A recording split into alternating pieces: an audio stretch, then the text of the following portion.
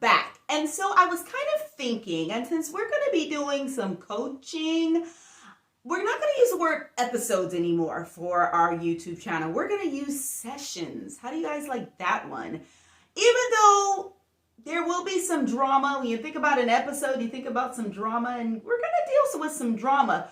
But we want to talk about sessions because we're going to be doing a lot of coaching, okay? And yes, ding, ding, ding. I know y'all love it. My girls, you love when something say free, okay? But definitely make sure that you subscribe and make sure that, after you watch this episode and you're like, Coach Key, I really think that I need to go deeper. This free episode, here I go again. This free session was great, but I think I need a little bit more. Definitely see me, look at the comments below. You can get my information, reach out, because we are going to work together, get through this journey together, and love ourselves and value ourselves way more than anyone has ever done before. Gotcha? All right. So in this session, we're going to be talking about bankrupt self-worth. Yes, very proud of myself. That was something that I coined. Why did I coin that? Because when I think about self-worth, right? When you think about worth value, what do you think about? You think about something that has some kind of monetary value sometime, or some kind of an investment, or something that has some, worth to it, or something that you can even exchange, right? And so when you talk about the word bankrupt deals with not having, being without, being in debt, right? Bankrupt means that this thing doesn't have value, or it doesn't have some kind of worth, okay? And so when our self-worth is bankrupt, it means that something has happened, some experience, some event, some person has happened to our self-worth that has now caused it to be devalued, has now caused it to be without some level of worth, okay? And I want us, and so in our next session, I promise I'm going to get used to saying this word. In our next session, we're going to talk about the difference between self-worth and self-esteem, because a lot of times people get those two mixed up, and they're used to them being interchanged, but they're very different. They are, okay? So when you think about your self-worth, it is this belief in yourself. It is a belief that has been perpetuated over and over and over again. So when you find yourself having thoughts of, I'm not good enough, I'm not loved, I don't deserve, those are all things that have been perpetuated in your subconscious. And so now they are now in your space, your living room space. They're in your space. They are in your house. Okay. And they're going to exude out to everyone else, into the world, and into every place in your heart, mind, soul. When you have self-worth issues, it's deep core. It's hardcore. Want to know how I know?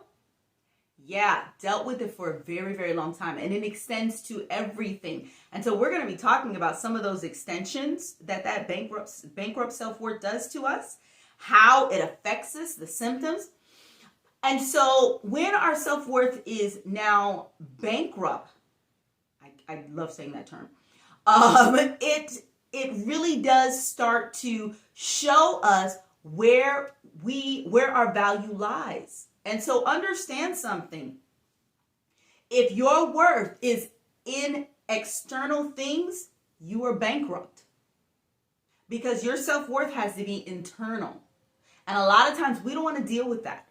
We don't want to deal with those thoughts. We don't want to deal with that story that keeps playing over and over and over again, that says you're not good enough, you're not worth it, you don't deserve it, and you shouldn't have it.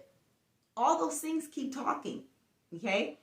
So when, especially, and I love it when people say, like, who are you, right? And then people start talking about their careers. They talk about their husbands. They talk about their children. But that's not who you are.